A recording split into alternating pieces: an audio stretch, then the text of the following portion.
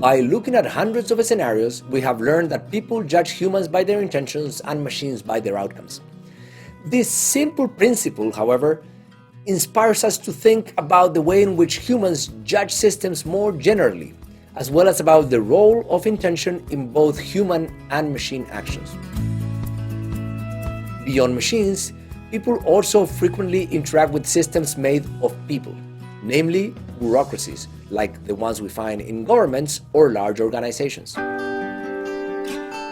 Thinking of bureaucracies as machines is not new.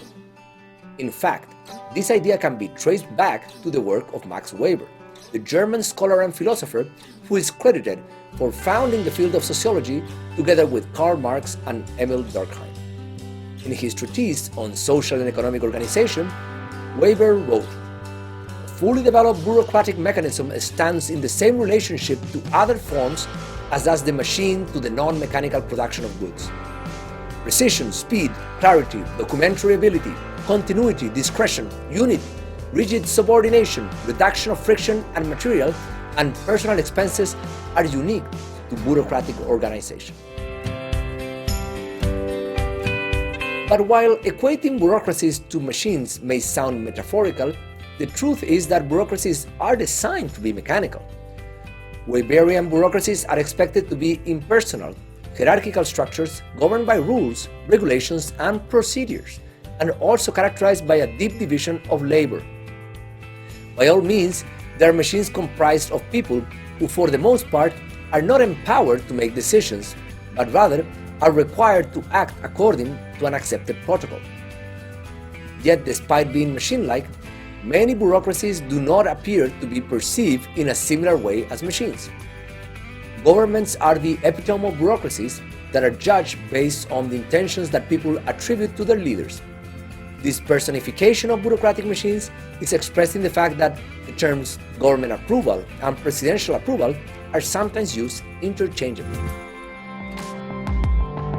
Despite being machine-like, people often judge government bureaucracies based on the intentions they ascribe to their leaders. The same action or outcome can be seen as positive or negative, or as honest or suspicious, depending on whether the person judging the action is politically aligned with the leader. But the same is not true, or it is true to a lesser extent, for commercial bureaucracies. People's approval of products like cars, computers, or aircraft is less influenced by who is the current chief executive officer of the company that makes them.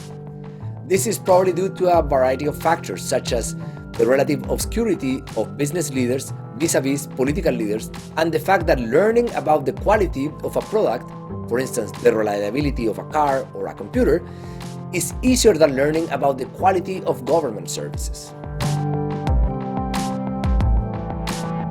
Nevertheless, the personification of bureaucratic systems has important implications. First, if we judge bureaucratic systems by focusing too much on the intentions that we assign to the leaders, we can fail to evaluate their outcomes properly.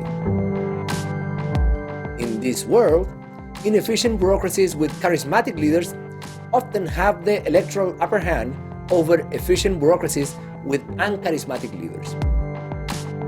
Second, if there were a transition from our current representative democracy to forms of democracy that are more direct, more digital, or both, we may inadvertently switch our model of judgment from one focus in intentions to one focus on outcomes.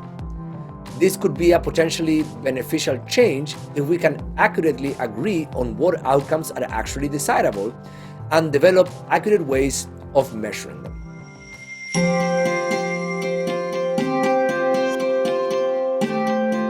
Another reflection that is motivated by the principle that people judge humans by intentions and machines by outcomes is the role that intention may play on human as opposed to machine learning.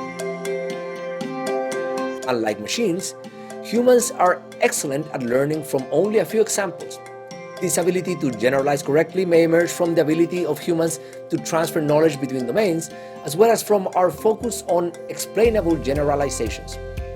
Our ability to model the minds of others based on limited observations and to assign intentions to human actions is an example of this ability to learn from only a few examples. Once we have made up our minds about someone and created a mental model of that person's goals and intentions, we can easily interpret any new piece of information in the light of that mental model. This provides us, for better or worse, with a great ability to generalize. We can draw vague conclusions from little information. But this also can limit our subsequent learning because it may be easier for humans to interpret new information in the light of an existing model than to revise the model that we have. Thus, what makes humans superior learners, our ability to generalize from a few examples guided by mental models, may also make us inferior unlearners. Our obsession with intention may be a powerful shortcut for learning, but it may also limit our ability to change our minds once they're made up.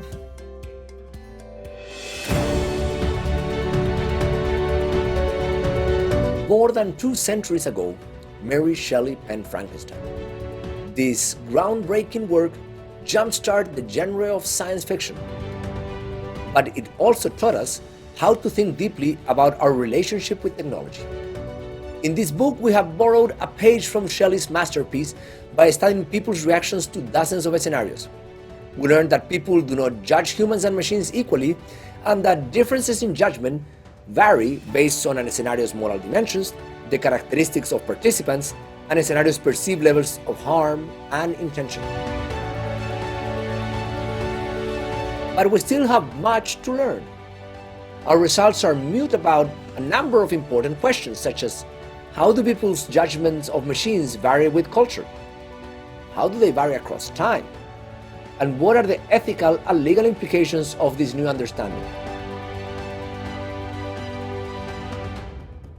We leave these and other questions to future research with the hope that our empirical results contribute to humans' understanding of how we judge machines.